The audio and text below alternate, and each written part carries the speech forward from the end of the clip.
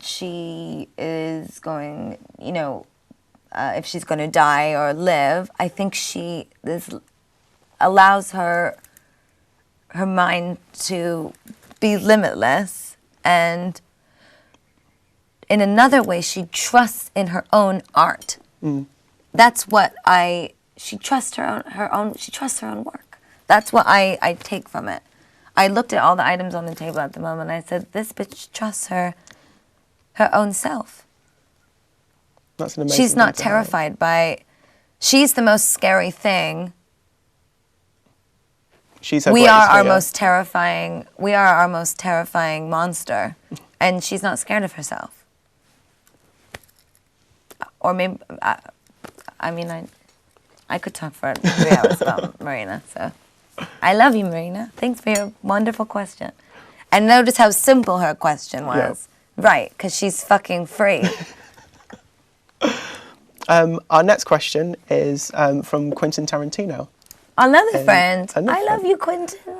From Los Angeles.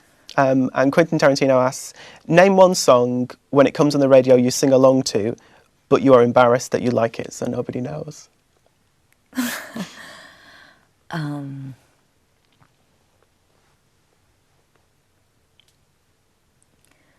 Oh, I don't want to hurt her feelings, because she's lovely.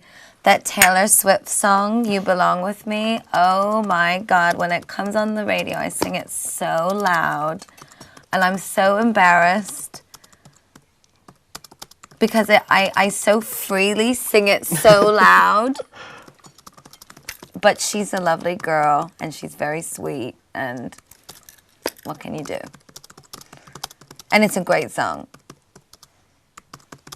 You can't help. Well, I think maybe it's because you sing it so loud that you're embarrassed, rather than the song.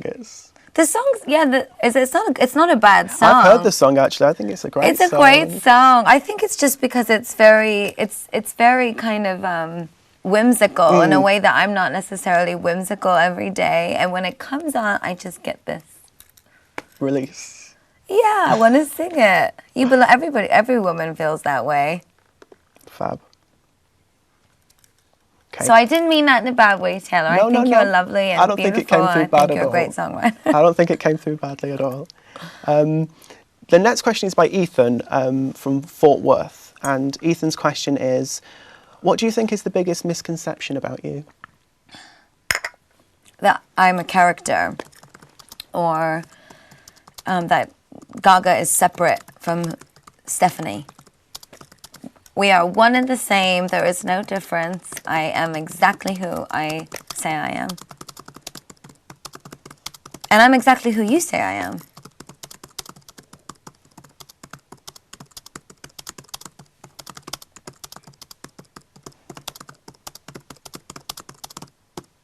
Fabulous.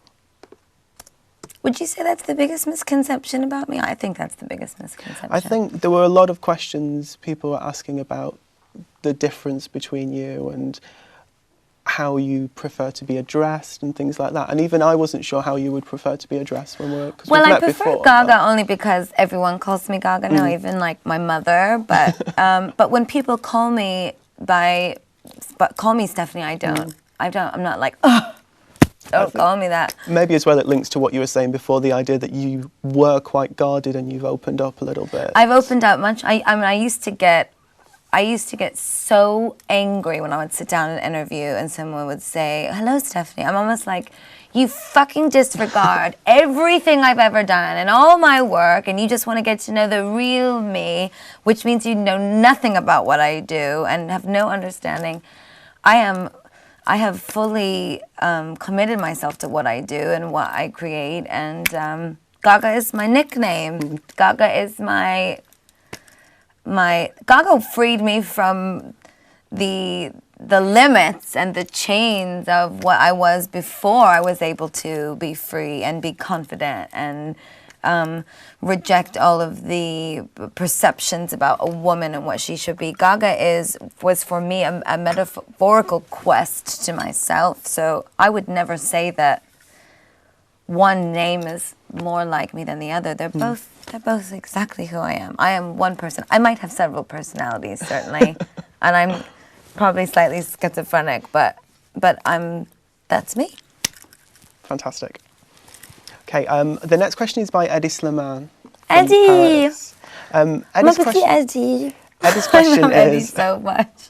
Eddie's question's quite complex. I'm and sure it is. Thank you, Eddie. I hope I've got the wording of it correct. Eddie's question is, let's talk about the discrepancy between your private and your public lives.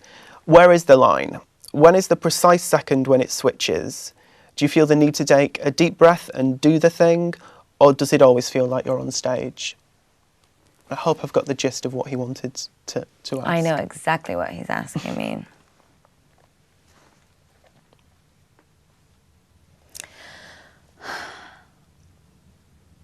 Well, there's two parts to that question. The first part, in the way, is the discrepancy between the private and the public life. One, in many ways, I believe as an artist that being private in public is at the core of the aesthetic or the message.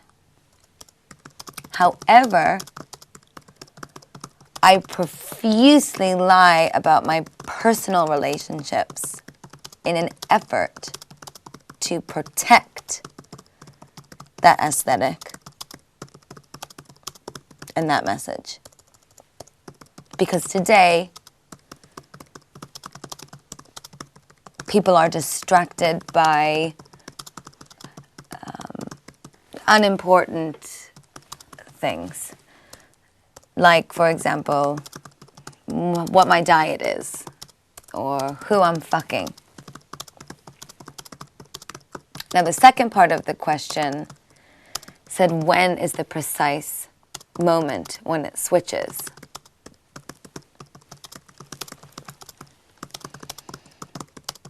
I would like to be able to say that when there is a dick inside me, that the moment switches, but it doesn't always.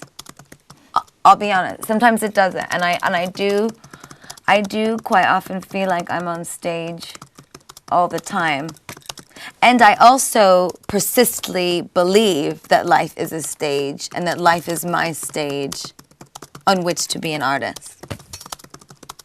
When I'm sleeping, it is an art.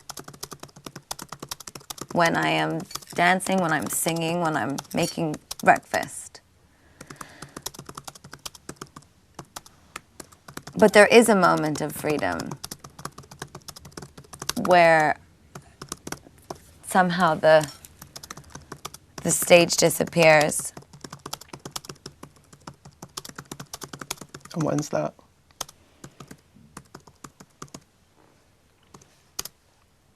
Is it precise, or is it kind of a changing moment every now and again? When I cry. I would have to say most honestly when I cry. Whether I'm on stage or off stage or alone or with someone, almost instantly when I cry, the stage disappears.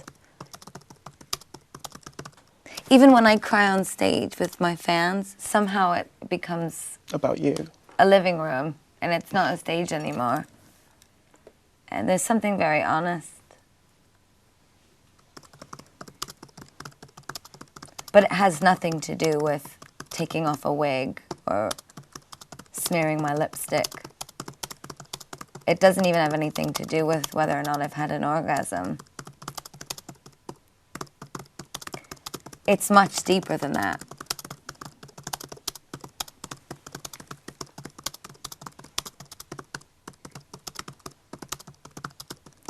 So, Eddie, I don't know if I asked your impossibly difficult and deep, in-depth question, but I appreciate it and I love you, and I would expect nothing but that from Eddie. Fantastic. I think maybe it goes a little bit lighter after Eddie's question. Eddie's great. I knew he would. And it does. Our next question is by Surabhi in India, and their question is, what did you wear to your prom?